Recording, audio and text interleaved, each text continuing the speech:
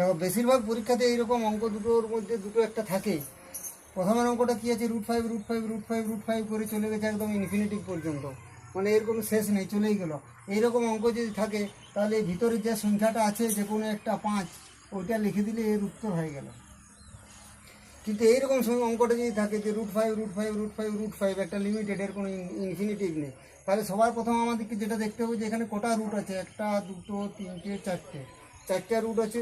Root মানে এর পাওয়ার হচ্ছে 1 আর 2, কিন্তু নিচের 2টা বেসটা 1 বার 2 বার 3 বার 4 বার, 4 বার একে গুণ করবো 2 দিয়ে, 2 গুণিত 2 গুণিত 2 গুণিত 2, 4 বার গুণ করলে কত হবে, 2 2 4, 4 2 8, 2 16।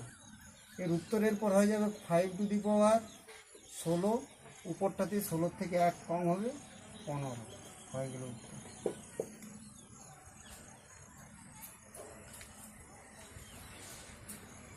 হয়ে গেছে।